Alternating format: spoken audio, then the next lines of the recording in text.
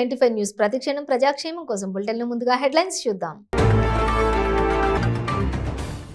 పేదలకు న్యాయం జరగాలంటే బీజేపీని గెలిపించాలి. జగిత్యాల రోడ్ షోలో పాల్గొన్న బీజేపీ జాతీయ అధ్యక్షులు జేపీ నడ్డా.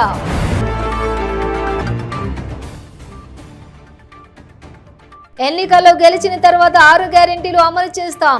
ఆంజనేయ స్వామి ఆలయంలో ప్రమాణం చేసిన భట్టి విక్రమార్క.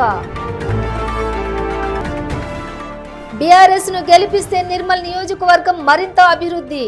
ప్రచారంలో దూసుకుపోతున్న మంత్రి అల్లోల ఇంద్రకరణ్ రెడ్డి. మంత్రి హరీష్ రావు ఎన్నికల code ఉల్లంఘించారన్న Congress MP. Harish వ్యాఖ్యలతోనే Rythu Bandhu ఆగిపోయిందన్న Uttam Kumar Reddy. Details చూస్తే జగిత్యాల పట్టణంలోని బీజేపీ అభ్యర్థి డాక్టర్ బోగా శ్రావణికి మద్దతుగా నిర్వహించిన రోడ్ షోలో బీజేపీ జాతీయ అధ్యక్షులు జేపీ నడ్డా పాల్గొన్నారు. జగిత్యాలలో బోగా శ్రావణిని గెలిపించాలని కోరారు. రాష్ట్రంలో కాంగ్రెస్ బీఆర్ఎస్ ఒకటేనని ఆయన విమర్శించారు. రాష్ట్రంలో సీఎం కేసీఆర్ ను గద్దె దించాలన్నారు. వచ్చేది బీజేపీ ప్రభుత్వం అని, పేదలకు న్యాయం జరగాలంటే బీజేపీని గెలిపించాలని నడ్డా కోరారు.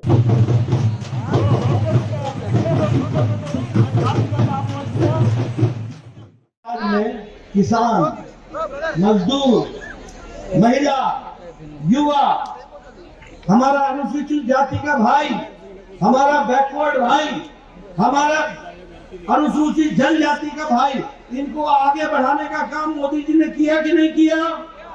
और अब हम 30 तारीख को बैकवर्ड चीफ मिनिस्टर बनाएंगे कि नहीं बनाएंगे? बनाएंगे कि नहीं बनाएंगे? और सबका साथ, सबका विकास, सबका विश्वास, सबका प्रयास लेकर चलेंगे कि नहीं चलेंगे? आप बताओ, हमने तय किया है बहनों, आप हमारी सरकार बनाना, बोगा श्रावणी जी को आपने चुनाव जिताना, साल का 4 गैस का सिलेंडर मुफ्त मिलेगा। इसकी आपको ये जो 18,000 फर्टिलाइजर पर क्विंटल आपको मोदी जी भेजते हैं, उस पर 2,400 जो गरीब किसान होगा उसको इनपुट दिया जाएगा। 3100 का पर क्विंटल पैडी की एमएसपी पर खरीदी की जाएगी। और हमारी बच्चियों को हर एक को लैपटॉप दिया जाएगा जब वो 12वीं में पहुंचे। बोलो, विकास का काम होगा कि नहीं होगा? आप बताओ, मोदी जी के राज में वंदे भारत चला कि नहीं चला? आप बताओ, रामागुंडम में फर्टिलाइजर की फैक्ट्री लग गई कि नहीं लग गई? आप बताओ, हल्दी बोर्ड बना कि नहीं बना? और आपको मैं बताता हूँ, आप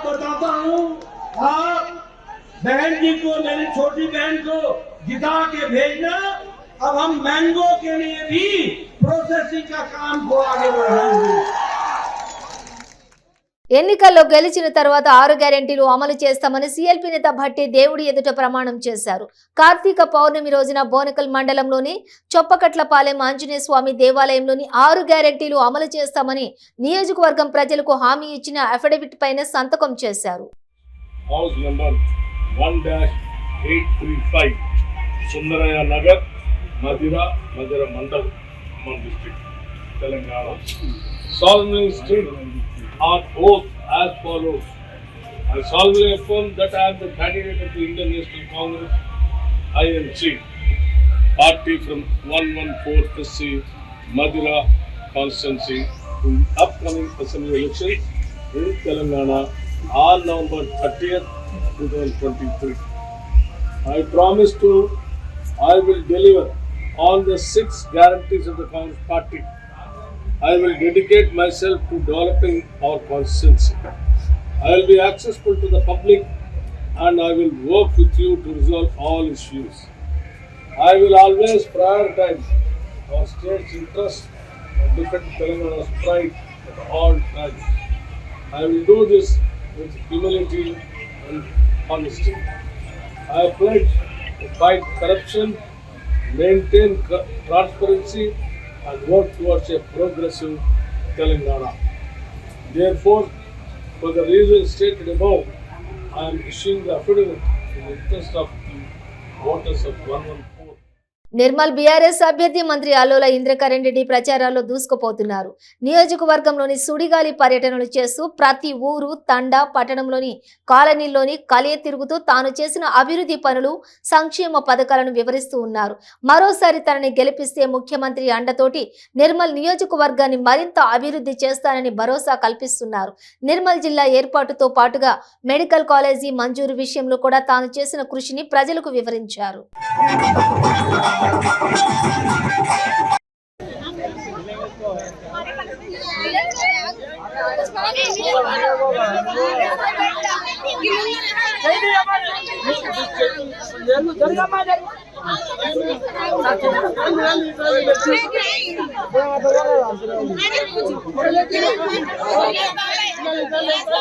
चलो ना अना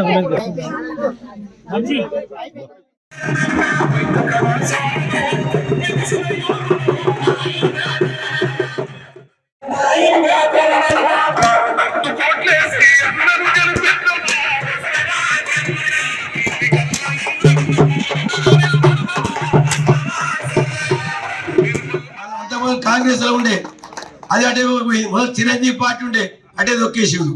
దాని తర్వాత కాంగ్రెస్ లోకి వచ్చాడు అటే వీకింది. ఇక మళ్ళీ ఇప్పుడు బీజేపీలోకి వచ్చాడు ఐరన్ లేక అటే వీక్తుంది. అది దయచేసి ఆయన జీవితాంతం అన్ననే ఉండమని చెప్పి మరి గుండెపల్లి మరి మీ దగ్గర లీడర్లు ఉన్నారు, వాళ్ళకు కూడా అట్లే ఐరన్ లేక ఎంబడే ఉంటారు కాబట్టి ఐరన్ లేక ఎంబడే ఉంటారా, అట్లే జరగాల. మనము మంచిగా ప్రజలకు ఏ పని పడుతుందో ఆ పని మేము చేసుకుంటూ ఉంటాం. గుళ్ళు కట్టే చరిత్రలో 900 దేవాలయం నిర్మాణ కడుతున్నాం. పిల్లల్ని ముస్తున్నారు.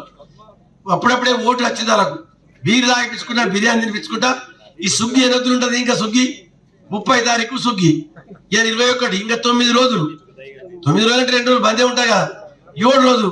దాని తర్వాత ఎటు వాళ్ళ పిల్లలుగా ఇక ఇంటికి పోతే గేట్ బంద్ పోతారా, వీళ్ళు పాపం ఇటు పోవాలా. ఏం చెప్తారు తల్లిదండ్రులు నిలబడతారు. అలవాటైన పానం పిల్లలకు మా దోస్తు ఇలా పుట్టినరోజు ఉన్నది. మంత్రి హరీష్ రావు ఎన్నికల కోడ్ ఉల్లంఘించారని ఎంపీ ఉత్తమ్ కుమార్ రెడ్డి ఆరోపించారు. హరీష్ రావు చేసిన వ్యాఖ్యల వల్లనే రైతు బంధు ఆపేశారని ఉత్తమ్ కుమార్ తెలిపారు. మరో వారం రోజుల్లో కాంగ్రెస్ అధికారంలోకి వస్తుందని, రైతులకు 15,000 పెట్టుబడి సహాయం చేస్తామని ఆయన తెలిపారు. కమిషన్ లిఖితపూర్వమైన ఆదేశాలు ఇచ్చింది. ఆర్థిక మంత్రి హరీష్ రావు గారు model code of conduct violate చేసినందుకే రైతు బంధు పథకం ఆపేశారని, రైతు బంధు పథకానికి ఆపేశారని మేము కాంగ్రెస్ పార్టీగా స్పష్టంగా చెప్తున్నాం.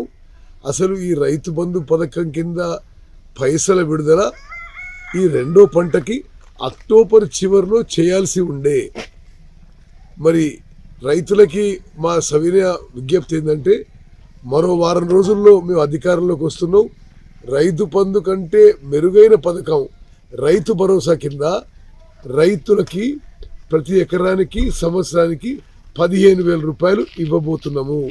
దయచేసి ఈ విషయాలన్నీ మీరు స్పష్టంగా గమనించాలని, హరీష్ రావు యొక్క మాటల వల్లనే తెలంగాణ రైతాంగానికి రైతు బంధు పైసల విడుదల ఎలక్షన్ కమిషన్ దానికి బ్రేక్ పెట్టిన విషయం మీరు గమనించాలి.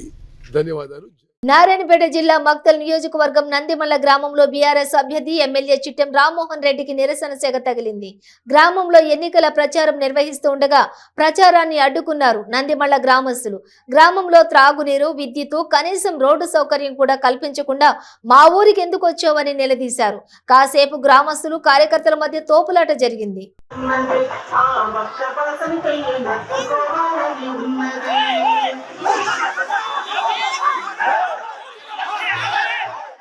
నెల్లూరు నగరంలోని తెలుగుదేశం పార్టీ కార్యాలయంలో విద్యార్థి మేలుకో, భవిష్యత్తు కాపాడుకో పోస్టర్లను టీడీపీ నెల్లూరు పార్లమెంట్ అధ్యక్షులు అబ్దుల్ అజీజ్ ఆవిష్కరించారు.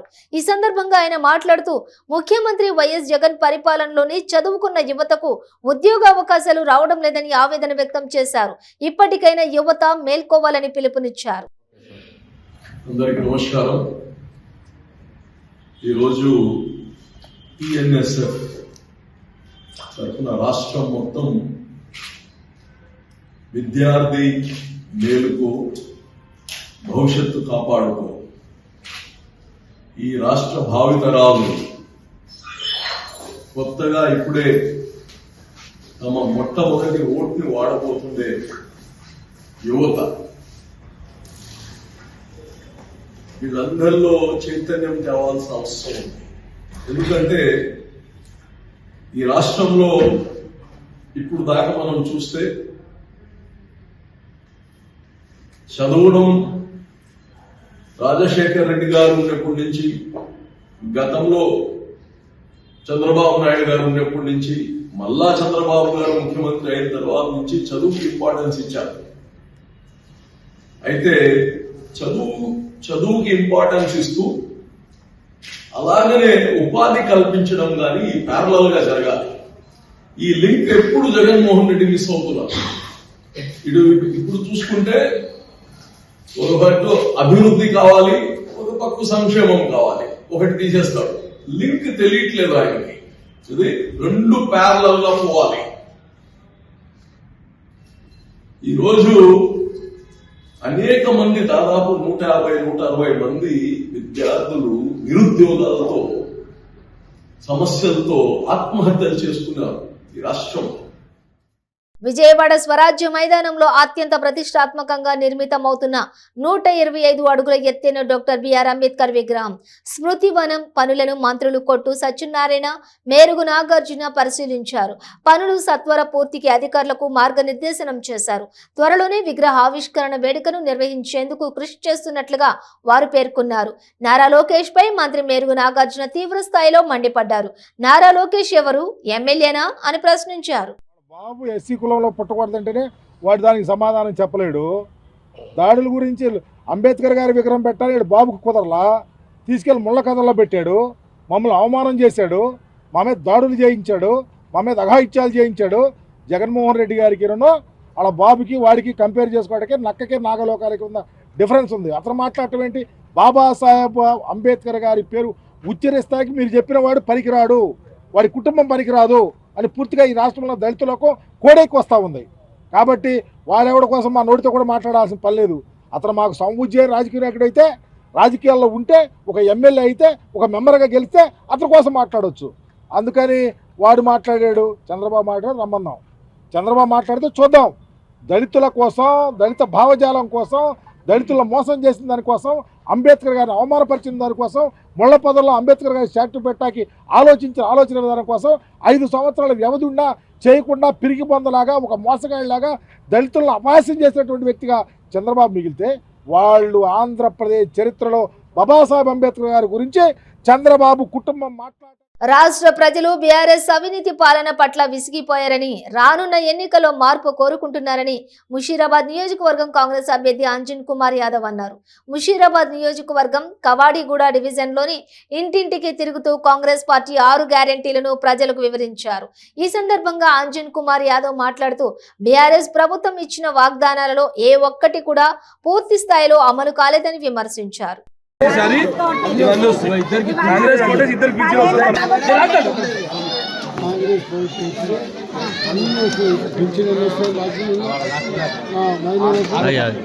ఆరో పథకం చేయుత 4,000, 10 లక్షలు రాజీవ్ ఆరోగ్యశ్రీ అన్నీ వస్తాయి.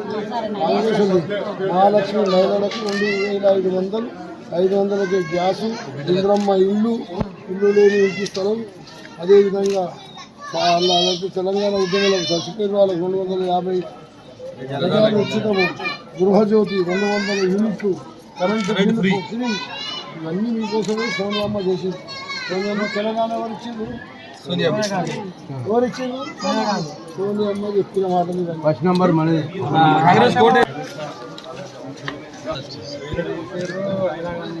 రాజ్యమైన దళితుల నుంచి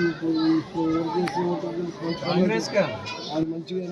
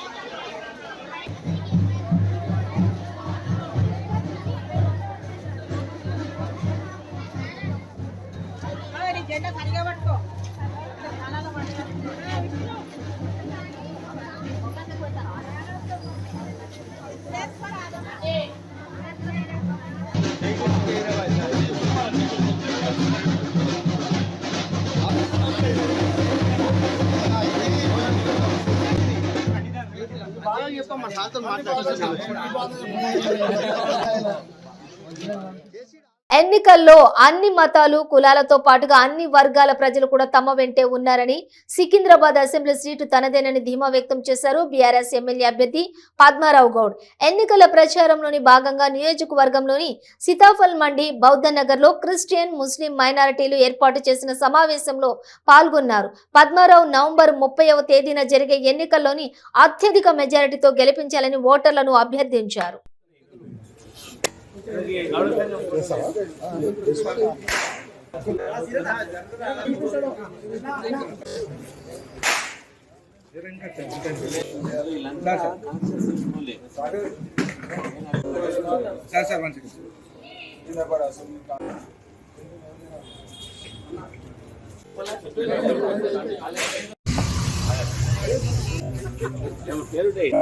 ఎన్నో మంచి పనులు చేస్తున్నారు.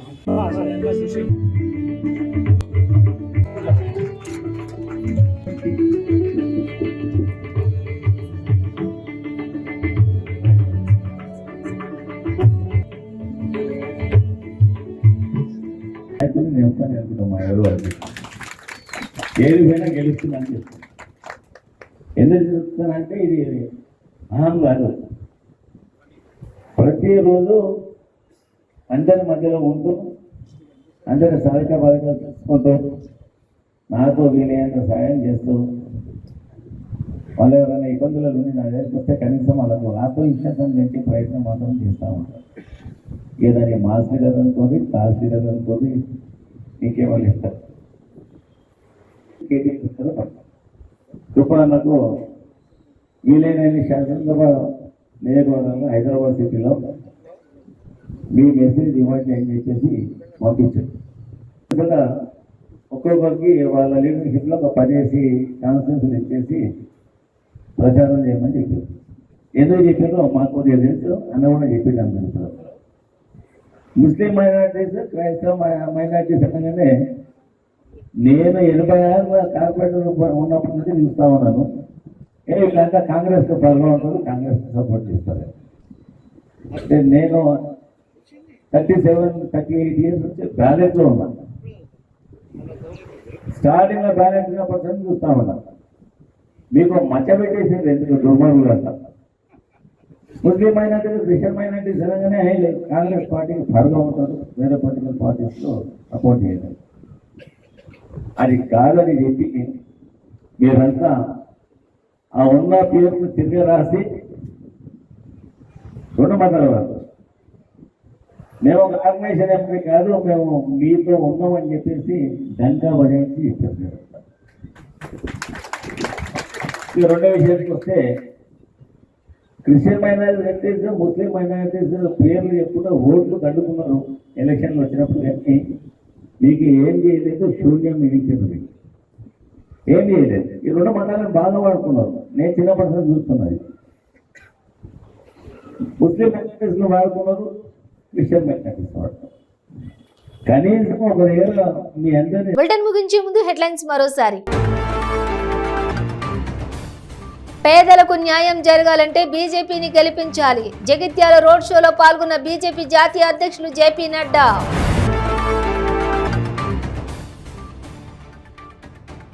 ఎన్నికల్లో గెలిచిన తర్వాత 6 గ్యారెంటీలు అమలు చేస్తాం. ఆంజనేయ స్వామి ఆలయంలో ప్రమాణం చేసిన భట్టి విక్రమార్క. బీఆర్ఎస్ ను గెలిపిస్తే నిర్మల్ నియోజకవర్గం మరింత అభివృద్ధి. ప్రచారంలో దూసుకుపోతున్న మంత్రి అల్లోల ఇంద్రకరణ్ రెడ్డి. మంత్రి హరీష్ రావు ఎన్నికల కోడ్ ఉల్లంఘించారన్న కాంగ్రెస్ ఎంపీ. హరీష్ వ్యాఖ్యలతోనే రైతు బంధు ఆగిపోయిందన్న ఉత్తమ్ కుమార్ రెడ్డి. ఇవి బులెటిన్ డీటెయిల్స్. చూస్తూనే ఉండండి 95 న్యూస్.